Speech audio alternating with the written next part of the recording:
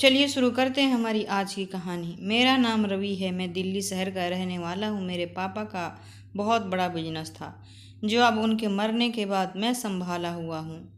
मैं एक दिन ऑफिस से निकलकर मैं घर की तरफ जा रहा था कि सड़क के दाएं तरफ एक जवान और खूबसूरत लड़की खड़ी भीख मांग रही थी। वह देखने में भिखारी बिल्कुल भी नहीं लग रही थी। देखने से तो ऐसा लगता था जैसे वो कितनी पढ़ी लिखी और किसी अच्छे खानदान की लड़की हो। मेरे दिल ने कहा कि मुझे उसकी मदद करनी चाहिए, इसीलिए मैंने अपनी गाड़ी रोकी और उससे भीख मांगने की वजह पूछी। मेरी बात सुनकर उस लड़की की आंखों में आंसू भर आए। कहने लगी, मेरी माँ के सिवा मेरा इस दुनिया में कोई नहीं है। उस लड़की ने बताया कि मेरी माँ की तबीयत बहुत ख़राब है और वो मेरे पास इतने पैसे नहीं हैं कि वो अपनी माँ का इलाज करवा सके। मैं जल्दी से उसे गाड़ी में बैठाया और उसके साथ उसके घर चला गया। उसकी माँ की हालत सच में बहुत ख़राब थी। मैंने एक प्राइवेट हॉस्पिटल में उसकी माँ को एडमिट करवा दिया और अपनी जेब से उसका सारा इलाज करवाया। 2 दिन बाद जब उसकी माँ ठीक हुई तो मैं खुद उसे उनके घर छोड़ आया। वह लड़की बहुत खुश थी।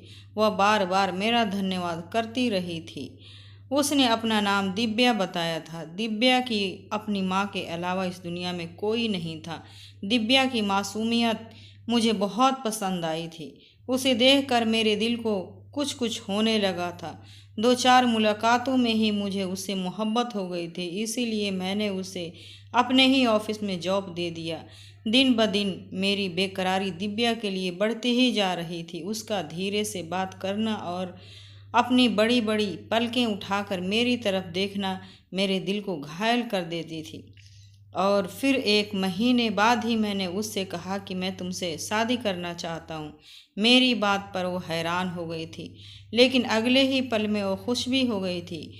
उसे विश्वास ही नहीं हो रहा था कि मेरे जैसा अमीर पैसे वाला आदमी उस जैसे गरीब लड़की से शादी करना चाहता है। उसकी माँ को भी इस बात से कोई परेशानी नहीं थी, बल्कि वो तो बहुत खुश थी कि वह अपने फ़र्ज से फ्री हो जाएंगी।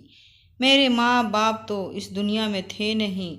एक बड़ी बहन थी, उन्हें रिश्ता लेने के लिए भेजा, मगर दीदी ने कहा कि उन लोगों की डिमांड बहुत है। उनका कहना है कि अगर तुम्हारा भाई मेरी बेटी से शादी करना चाहता है तो पहले मेरी बेटी के नाम अपनी आधी जायदाद करे। वह ऐसी औरतें नहीं है जैसा तुम उन्हें समझते हो। मुझे दीदी की बात पर विश्वास नहीं आया और सीधा दिव्या के घर पहुंच गया। मैंने सोचा कि मैं खुद दिव्या और उसकी माँ से बात करूंगा। अगर वह चाहती हैं कि मैं अपनी आधी जायदाद उनकी बेटी के नाम कर दूं तो मैं ये भी करने के लिए तैयार था। दिव्या के बिना रहने के बारे में मैं सोच भी नहीं सकता था। हो सकता है दिव्या की माँ को अपनी बेटी के फ्यूचर के लिए कुछ फिक्र हो। उन्हें डर हो कि मैं उनकी बेटी के फ्यूचर में छोड़ न दूं, इसीलिए वो अपनी बेटी की सेफ्टी के लिए ऐसा करना चाहती हो। इसीलिए मैं इस बात पर भी तैयार था। मैंने देखा कि दिव्या के दरवाजे पर ताला लगा हुआ था। मैंने आसपास के लोगों को पता किया तो उन्होंने बताया कि यहाँ पर वो लोग किराए पर रहते थे और कल ही हमेशा हमेशा के लिए यहाँ घर छोड़कर चले गए। वह लोग हमेशा हमेशा के लिए शहर छोड़कर जा चुके थे। मैं हैरानों परेशान था। दिव्या तो इस रिश्ते को लेकर बहुत खुश थी और उसकी माँ भी कितनी खुश थी। शादी से कोई परेशानी नहीं थी। फिर भला वो लोग सब कुछ छोड़ छाड़ कर चले गए थे। मैं पागलों की तरह दिव्या को ढूंढ रहा था। उसका मोबाइल फ़ोन भी बंद जा रहा था। मुझे वह लड़की दोबारा नहीं मिली। मैंने उसे पूरी दिल्ली शहर ढूंढा था, मगर वो उसको कहीं पता नहीं चला था। धीरे धीरे 6 महीने गुजर गए थे। उसका नंबर अभी तक बंद जा रहा था। मैं हैरान था कि अगर उससे मुझे शादी नहीं करनी थी तो फिर मुझे शादी करने के लिए राजी क्यों हुई थी। अगर राजी हो गई थी तो ये शहर छोड़ने का क्या मतलब था। मेरी दीदी मुझे कहती थी कि कुछ लोग इस काबिल नहीं होते कि उन्हें इतना इज्जत सम्मान और उनकी उम्मीदों से बढ़कर उन्हें दिया जाए। तुम्हारा दिल साफ है और तुम हर किसी को अपना तरह समझते हो, हर किसी पर बहुत ज़्यादा विश्वास कर लेते हो। सब लोग वैसे नहीं होते जैसे तुम समझते हो। अब इस लड़की को देख लो। तुमने उसके लिए क्या कुछ नहीं किया और वह किसी और लड़के की खातिर तुम्हें छोड़कर चली गई, इसलिए तुम भी उस लड़की को भूल जाओ। मैं खुद तुम्हारे लिए एक अच्छी और प्यारी सी लड़की तलाश करूँगी। कि तुम देखते रह जाओगे। मैंने कहा, लेकिन दीदी, वह मेरे साथ शादी करने के लिए बहुत खुश थी, फिर भला वह किसी दूसरे लड़के के खातिर मुझे छोड़ क्यों देती। दीदी ने कहा, हो सकता है उसे तुमसे अमीर लड़का मिल गया हो, इसीलिए उसने तुम्हें छोड़ दिया। मैं फिर दीदी के सामने कुछ नहीं कह सका था, क्योंकि वह मेरे माँ के समान थी। मैं उनका बहुत सम्मान करता था। मैंने दिव्या के खातिर अपना समय, अपना सब कुछ दांव पर लगा दिया था। उसको भूल जाना आसान नहीं था।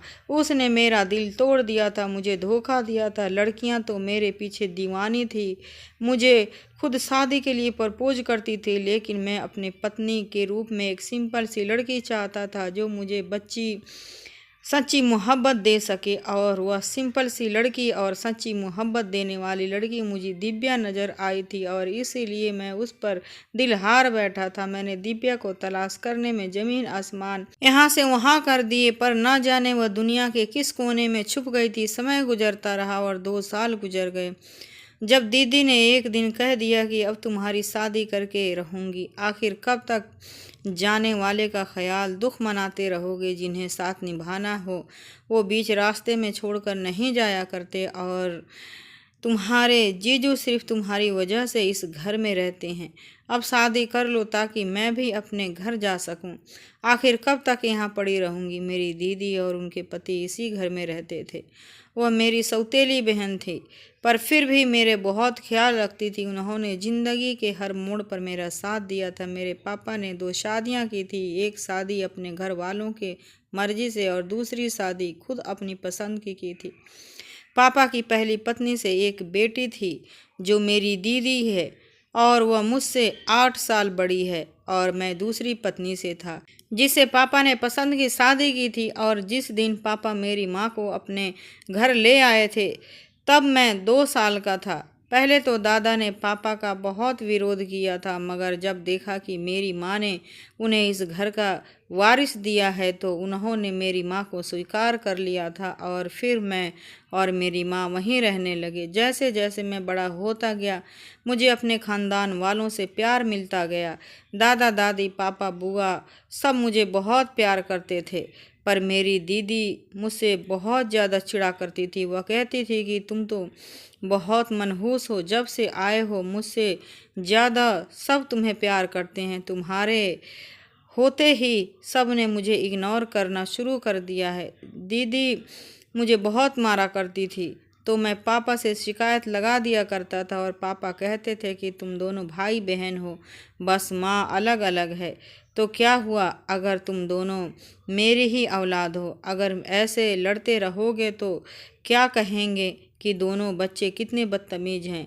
मैं पापा से कहता कि मैं दीदी से नहीं डरता, मुझसे झगड़ा करती है, और मेरी माँ भी मुझे यही कहती थी कि कोई भी औरत चाहे वह घर के अंदर हो या घर के बाहर, उसका हर हाल में सामना करना चाहिए। और तुम्हारी दीदी तुमसे बड़ी है, कभी कुछ कह दे तो चुपचाप उसका कहना मान लेना, और कभी उससे बहस मत करना।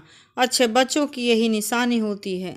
बहनें तो बहुत प्यार करने वाली होती हैं। मम्मी की नसीहत सुनकर मैं दीदी से सॉरी बोल देता था और कहता था कि ठीक है दीदी, अब मैं आपकी सारी बातें मानूंगा। मेरी यह बात सुनकर पापा प्यार से मेरा माथा चूम लेते थे, और दीदी पांव पटकती हुई कमरे में चली जाती थी। धीरे धीरे मैं बड़ा होता गया, और जब एक दिन माँ सीढ़ियों से गिरी और उनके सर पर गहरी चोट लगी थी, जिससे वह 2 दिन सांस तो लेती रही, मगर तीसरे दिन वह मुझे छोड़कर इस दुनिया से चली गई। मैं उस समय 11 साल का हो चुका था। मुझे ऐसा लगता था जैसे मौत ने मेरे घर का रास्ता देख लिया है, क्योंकि अगले 2 सालों में दादा और दादी भी चले गए थे। इन 3 मौतों से पापा बिल्कुल टूट कर रह गए थे। अब वह मेरा पहले से भी ज़्यादा ख्याल रखने लगे थे, और मेरी बड़ी माँ कहती थी कि अब घर को संभालना तुम्हारी जिम्मेदारी। वह पापा के सामने मुझे बहुत प्यार से करती, और जब पापा कमरे से चले जाते तो मुझसे कहती कि तुम मेरी सौतन के औलाद हो, अपनी माँ के साथ ही मर जाते तो अच्छा होता। मेरी आंखों के सामने मेरी माँ का चेहरा आ जाता। वह कहती और कैसे रोती थी। मरने से पहले पापा से बहुत कहती कि मेरे साथ अजीबोगरीब हादसे होते हैं। कभी कोई मेरे कपड़ों को काट देता है, कभी खाना बनाती हूँ तो नमक तेज हो जाता है और कभी खाना जल जाता है। मैं हैरान होता हूँ कि यह सब कैसे हो जाता है। पापा मेरी माँ को समझाया करते थे कि यह सब तुम्हारा वहम है। माँ कहती है कि मेरा वहम नहीं है। जब से यहाँ आई हूँ मेरे साथ सब कुछ उल्टा हो रहा है। कभी कोई फ़ोन करके मुझे अजीब किस्म की आवाज़ में डराता है, पर मुझे उसकी आवाज़ समझ नहीं आता कि आखिर सामने वाला फ़ोन पर मुझे कहना क्या चाहता है और वह मुझे क्यों डराता है। पापा माँ को समझाते हैं कि ऐसा कुछ नहीं है, बस तुम उल्टा सीधा खुद ही सोचती रहती हो। माँ कहती है कि मैं आपको नंबर दिखाती हूँ, मैं झूठ नहीं बोल रही। और जैसे ही माँ ने मोबाइल को दिखाया तो उसमें नंबर था ही नहीं। पापा ने कहा कि देखा, मैं ठीक कह रहा था ना, तुम्हें तो वहम की बीमारी हो गई है। मैं तो कहता हूँ कि किसी दिमागी वाले डॉक्टर के पास चलते हैं। सारा दिन टीवी पर सीरियल देख देख कर तुम्हारी दिमाग पर असर हो गया है। माँ कहती थी कि सारा दिन मैं घर में काम करती हूँ, आपकी माँ ने तो नौकरानियों की छुट्टी दे दी है और सारा काम मुझसे ही करवाती हैं। मैं अब उनके ताने सुन सुनकर थक चुकी हूँ। मैं उस समय बहुत छोटा था, मगर मुझे अपनी माँ की बातों पर विश्वास था। इस घर में ऐसा कौन था जो मेरी माँ को तंग कर रहा था। मैं जानता चाहता था कि, लेकिन तभी उन्हें दिनों अचानक मेरी माँ की डेथ हो गई थी। वो सीढ़ियों से कैसे गिर गई समझ नहीं आता था। सब ने कहा था कि मेरी माँ को दिमागी समस्या है, इसी वजह से उनका संतुलन बिगड़ गया होगा और वह सीढ़ियों से खुद ही गिर गई होंगी। जब मेरी माँ मर गई थी तो किसी का कुछ नहीं गया था। सब अपनी अपनी ज़िंदगी में बिजी हो गए थे, पर मेरी ज़िंदगी जैसे रुक सी गई थी। मेरी माँ तो चली गई थी और उनके जाने के बाद मैं बिल्कुल अकेला हो गया था। पापा ने बड़ी मम्मी यानी मेरी सौतेली माँ के हवाले कर दिया था। वह अपने बिजनेस को देख रेख में थे और मुझे कोई भी संभाल नहीं पाता था। मैं नौकरों के सहारे पर था।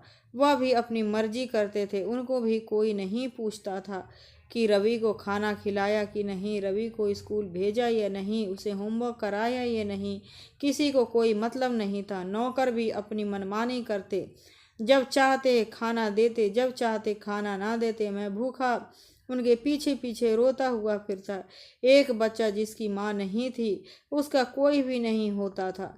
जिस दिन मेरी माँ इस दुनिया से चली गई थी उसी दिन मेरी खुशियाँ भी उन्हीं के साथ चली गई थी। मैं स्कूल से कॉलेज में पहुंच चुका था जब दीदी की शादी हुई और शादी के बाद भी वह यहीं रहने लगी थी, क्योंकि बड़ी माँ अपने आंखों से उन्हें दूर नहीं करना चाहती थी। और फिर एक दिन रोड एक्सीडेंट में पापा और बड़ी माँ की डेथ हो गई और वह दोनों एक रिश्तेदार की शादी में जा रहे थे कि गाड़ी की टक्कर ने एक बस दर पे मौत हो गई और दोनों ने मौके पर ही दम तोड़ दिया। और फिर उसके बाद सब कुछ मेरी दीदी और मेरे जीजा जी ने संभाल लिया। पापा ने वकील को बताया कि मेरे पापा पहले से ही सब कुछ मेरे नाम कर चुके हैं और मेरी माँ इकलौती थी, उनका सब कुछ पहले से ही मेरे नाम था। दीदी को पापा ने शादी के समय ही उनका हक दे दिया था, लेकिन इस बात का मुझे नहीं पता था। दीदी सदमे में थी, लेकिन मैं उनका बहुत ख्याल रखता था और फिर धीरे धीरे दीदी का व्यवहार मेरे साथ ठीक हो गया। दीदी के अच्छे व्यवहार से मैं बहुत खुश था। दुनिया में मेरा था ही कौन। दीदी से प्यार मिला तो जिंदगी में जैसे खुशी की लहर दौड़ पड़ी थी। दीदी कहती थी कि बड़ी बहनें भी माँ की जगह लेती हैं, कभी खुद को अकेला मत समझना। मैं बहुत खुश हो गया था।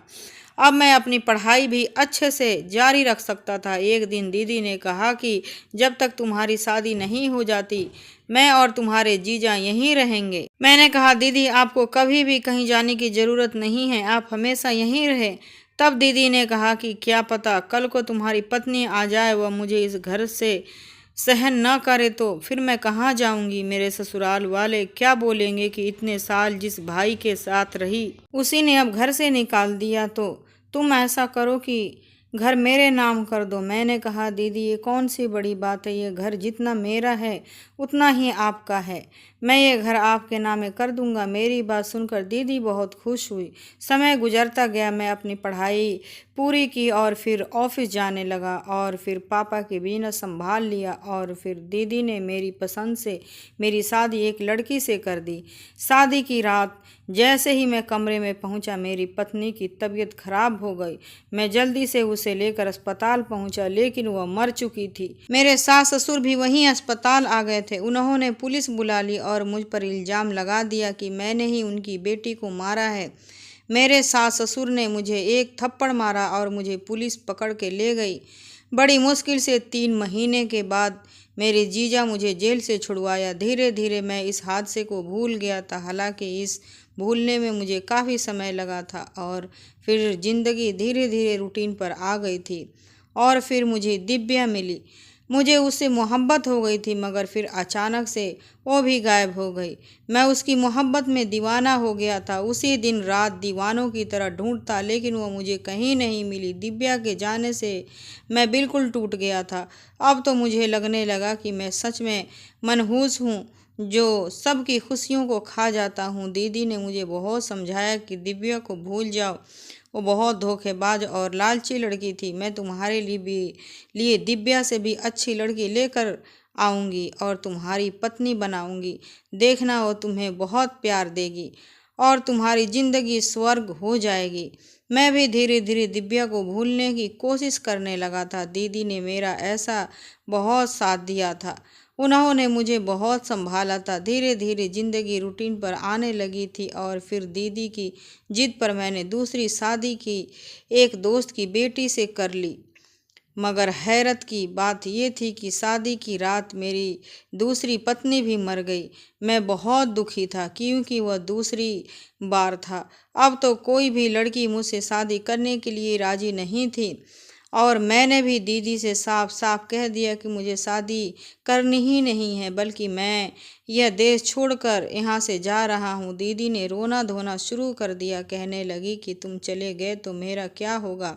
मेरा एक ही तो भाई है और तुम भी मुझे छोड़कर जा रहे हो। लेकिन अब मैं अपनी ज़िंदगी से तंग आ चुका था। 30 साल की उम्र में भी मैं बहुत दुखी था और अहलियाल था। मैं इंडिया से बाहर जाने की तैयारी कर रहा था। मेरा दिल अब यहाँ बिल्कुल भी नहीं लगता था कि उन्हें दिनों एक बूढ़ी औरत मेरे ऑफिस में आई। उसने अपना चेहरा छुपाया हुआ था। वो मेरे पैर में गिरकर रोते हुए मुझसे बोली कि मेरे घर 2 अपाहिज लड़कियां हैं, तुम उनसे शादी कर लो, तुम्हारी किस्मत बदल जाएगी। मैं बूढ़ी लाचार औरत उनका सहारा नहीं बन सकती। मेरे जाने के बाद पता नहीं मेरी अपाहिज बच्चियों का क्या होगा।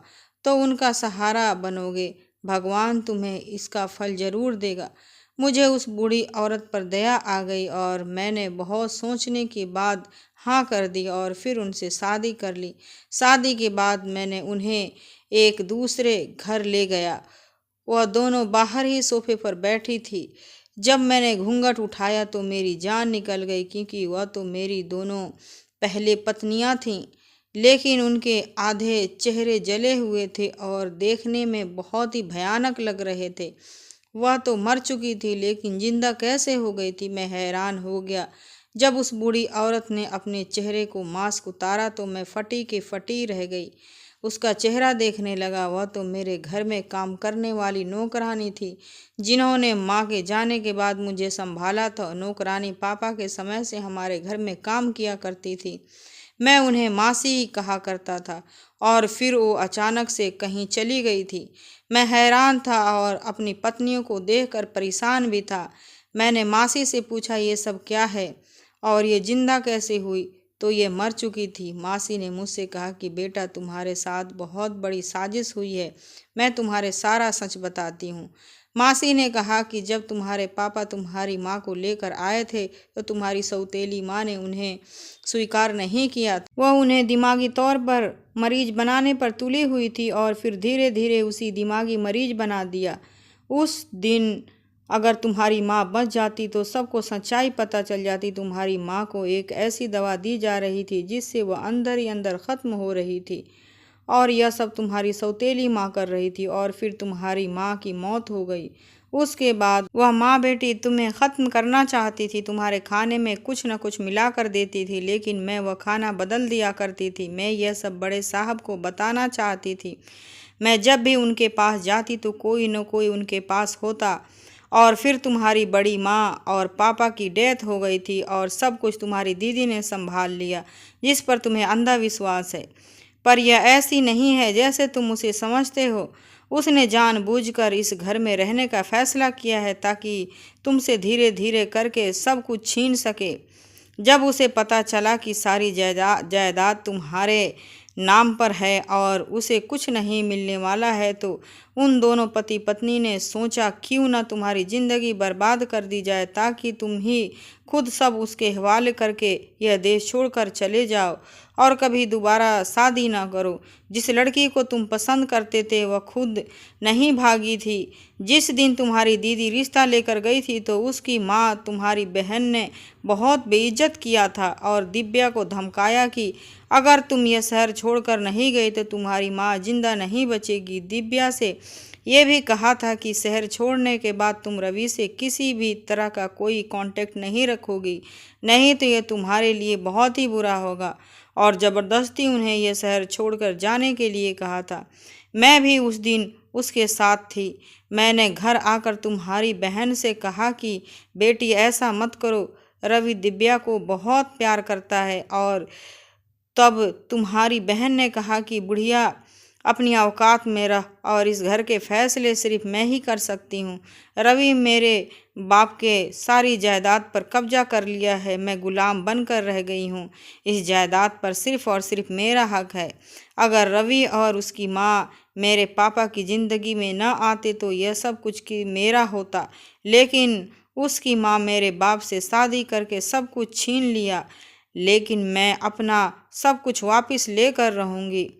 उसे इतना तकलीफ़ दूंगी कि जितनी तकलीफ़ मुझे और मेरी माँ को हुई थी। मरते दम तक उसे सुकून नहीं रहने दूंगी। उसकी हर खुशी छीन लूँगी। और फिर जब तुम्हारी दीदी शादी करवाती तो शादी की पहली रात ही तुम्हारी दुल्हन को दूध में दवा मिलाकर पिला देती, जिससे उसकी बहुत ज़्यादा तकलीफ़ हो जाती। और दीदी ने डॉक्टर को पैसे दिए कि यह कहने के लिए कि रवि से कहना कि तुम्हारी पत्नी मर गई। तुम्हारी दीदी ने तो तुम्हारे सास ससुर को भी खरीद लिया था। बहुत बड़ी साजिश के साथ तुम्हें जेल भेजा गया था जबकि तुम्हारी दोनों पत्नियां जिंदा थीं। मैं तुम्हारी पहली पत्नी को अपने साथ ले गई थी क्योंकि अब वह अपने माँ बाप के साथ नहीं रहना चाहती थी। और दूसरी बार भी जब वह आपके साथ यही हुआ तो मैं आपकी दूसरी पत्नी को भी साथ वहाँ ले आई और उसका इलाज करवाती। आधे जले चेहरे के साथ उनके घर वालों ने भी उन्हें स्वीकार नहीं किया था और इनका आधा चेहरा तुम्हारी दीदी ने ही जला दिया था ताकि ज़िंदगी में यह लड़कियां कभी तुम्हारे सामने न आए और तुम उन्हें पहचान ना सको। मासी ये सब बताकर चुप हो चुकी थी और मैं पत्थर का बन चुका था। मेरी बहन जिसको मैंने माँ का स्थान दिया था वो मेरी दुश्मन बनी रही। जिन पर मैं अंधा विश्वास करता रहा वो मेरी खुशियों से खेलती रही। मैं अपनी दोनों पत्नियों को अपने साथ लेकर अपने घर आ गया। मैं जैसे ही घर पहुंचा दीदी उसे अपने पति के साथ बैठी चाय पी रही थी और उनका पति उनसे कह रहा था कि आखिर हमारा प्लान कामयाब हो गया है। तुम्हारा पागल भाई देश छोड़कर जा रहा है, उसका टिकट भी कंफर्म हो चुका है। उसके बाद सारा बिजनेस पैसा हमारा होगा, हम ऐश करेंगे। और तभी अचानक उनकी नज़र मुझ पर पड़ी थी तो उनके चेहरे के रंग बदल गया था। वह अपनी जगह से उठ गए। मेरी पत्नी अभी मेरे साथ थी। मैंने दीदी से कहा कि मैं अपनी ज़िंदगी में सब कुछ बर्दाश्त कर सकता हूँ, पर आपने जो तकलीफ़ इन लड़कियों को दी है मैं सहन नहीं कर सकता। मैं तो आपकी अपनी माँ के समान समझता था और मैंने आप पर सबसे ज़्यादा भरोसा किया और आपने मुझे क्या किया। साफ साफ कह देती थी कि मेरे भाई मुझे यह सब शान व शौकत दौलत जायदाद सब कुछ चाहिए, मैं सब कुछ आपके नाम कर देता। आपके एक बार कहने से ही मैंने ये घर आपके नाम कर दिया था। आप अगर मेरी जान भी मांगती तो मैं भी आपको खुशी खुशी दे देता, क्योंकि मैं आपसे बहुत मोहब्बत करता था। आपकी खातिर कुछ भी कर सकता था। मेरी माँ कहती थी कि बहनें अपने भाइयों से बहुत मोहब्बत करती हैं, कभी उनका बुरा नहीं चाहती। माँ के बाद बहन होती है जो उससे ज़्यादा अपने भाई से प्यार करती है। पर आपने ये सब क्या कर दिया। और फिर अचानक ही एक धाए की आवाज़ आई थी। मैं फटे फटे आंखों से कभी अपने जीजा कभी अपने पीछे ज़मीन पर पड़ी अपने पत्नियों को देख रहा था। शायद मेरे जीजा ने मेरे ऊपर ही निशाना लगाया था और निशाना चूक कर मेरी एक पत्नी के सीने से लग जा चुका था। दीदी ने कहा कि मैं तुमसे नफ़रत करती हूँ, इतनी नफ़रत की तुम सोच भी नहीं सकते। इससे पहले कि दीदी कुछ और ही कहती, पुलिस आ चुकी थी। पुलिस को मासी ने कॉल कर दिया था। पुलिस दोनों पति पत्नी को पकड़कर ले गई। मैं अपनी पत्नी को लेकर अस्पताल पहुंचा, लेकिन डॉक्टर ने कहा कि उनकी मौत हो चुकी है। मुझे कुछ भी समझ नहीं आ रहा था। ऐसा लग रहा था कि मैं पागल हो जाऊंगा। कुछ महीने के बाद मैंने अपनी दूसरी पत्नी की सर्जरी करवाई। अब वह बिल्कुल ठीक हो गई थी। मेरी दीदी और मेरे जीजा जेल में थे। मेरी पहली पत्नी मर चुकी की थी और दूसरी पत्नी मेरे साथ रह रही थी। वो मेरा बहुत ख्याल रखती थी, पर अब मैं किसी पर भी भरोसा नहीं कर पा रहा था। मेरा औरत जात से विश्वास उठ चुका था। मुझे सब धोखेबाज लगते हैं। दीदी और उनके पति जेल में थे और दीदी का दिमागी संतुलन बिगड़ चुका था। हालात और समय उनके पति को भी किसी सूरत बाहर जाने की नहीं दे रहा था। समय गुजरता गया, जिंदगी रूटीन पर आ गई। जब एक दिन पता चला कि मेरी पत्नी कभी माँ नहीं बन सकती, वह बहुत रोई। उसने बहुत इलाज करवाया, पर डॉक्टर ने कहा कि वह बांझ है। उसने मुझसे कहा कि आप दूसरी शादी कर लो। मैंने कहा कि मुझे औलाद की कोई इच्छा नहीं है, इसीलिए दोबारा कभी मुझसे शादी का मत कहना। अगर वह औलाद के लिए पागल हो रही थी, जब उसने बहुत ज़्यादा जिद की तो मैं मान गया। मुझे अपनी ज़िंदगी अब एक तमाशा लग रही थी, पर शादी की रातें मुझे अपनी ज़िंदगी की सबसे बड़ी खुशी मिली थी। जिसे मेरी शादी हुई थी वह लड़की दिव्या थी, जिसे मैंने मोहब्बत करता था, जो मुझे दीदी की वजह से ये देश छोड़कर चली गई थी। जो कुछ हुआ था मैं उससे माफ़ी मांगी थी। मैंने अपनी मोहब्बत को पा लिया था और इत्तेफाक से मेरी पहली पत्नी की वह दोस्त थी। मैं अपनी पहली पत्नी का बहुत एहसानमंद था, जिसने मेरी मोहब्बत मुझे लौटा दी थी। और वह नहीं जानती थी कि जिसे मैं मोहब्बत करता था वह वही लड़की है। जब मैं दिव्या का घूंघट उठाया तो आंखें झपकाना भूल गया था। दिव्या भी मुझे एक टक देखी जा रही थी। विश्वास नहीं हो रहा था कि मेरी मोहब्बत, जिसे मैं पागलों की तरह ढूंढ रहा था, आज मेरी पत्नी के रूप में मेरे सामने बैठी हुई थी। दिव्या के चेहरे पर एक शरारती मुस्कान थी। कहने लगी, मुझे पता था कि आपने मुझे कितना ढूंढा है। आपकी मोहब्बत और तड़प अच्छी तरह पता है। मुझे जितनी मोहब्बत और तड़प आपको मेरे लिए थी, उतनी ही मोहब्बत आपसे भी थी। लेकिन आपकी दीदी की मजबूर करने पर मैं अपनी माँ को लेकर चली गई थी। जिया जो आपकी पत्नी है वो मेरी सहेली थी, लेकिन यहाँ से जाने के बाद उससे बातचीत होना बंद हो गई थी। कुछ ही समय पहले मेरी उससे बातचीत होना शुरू हुई थी। जिया को मेरी मोहब्बत के बारे में सब कुछ पता था। जब मैंने उसके पति की तस्वीर देखी तो मेरी आंखों में आंसू झलक पड़े थे और मेरी आंखों में चमकते आंसू देखकर वह सब कुछ समझ चुकी थी और उसने मुझे आपसे शादी करने के लिए जिद करने लगी। जिया के लिए मेरे दिल में प्यार सम्मान और भी ज़्यादा बढ़ गया। वह बहुत अच्छी थी। अब तक उसने मेरा बहुत ख्याल रखा था और दिव्या के रूप में मुझे वह खुशी दी थी कि मैं उसका जितना धन्यवाद करता कम था। मैंने अक्सर दिव्या को अपने सीने से लगा लिया। ऐसा लगा जैसे तपते रेगिस्तान में बारिश की फुहारें पड़ रही है। दिल को सुकून मिल गया था। अब मेरी ज़िंदगी में खुशियाँ आ चुकी थी। आज मैं 2 बेटियों का बाप हूँ। मेरी दोनों पत्नियाँ मिलकर रहती हैं। बच्चे मेरी पत्नी जिया को मम्मी कहती हैं, जबकि अपनी सगी माँ को छोटी माँ कहकर पुकारते हैं। मैं हंसता रहता हूँ। ज़िंदगी में कभी भी सिक्के का एक पहलू देखकर फैसला नहीं करना चाहिए। कभी कभी ऐसा नहीं होता जैसे हम सोचते हैं। दोस्तों, वीडियो कैसा लगा कमेंट करके ज़रूर बताइएगा।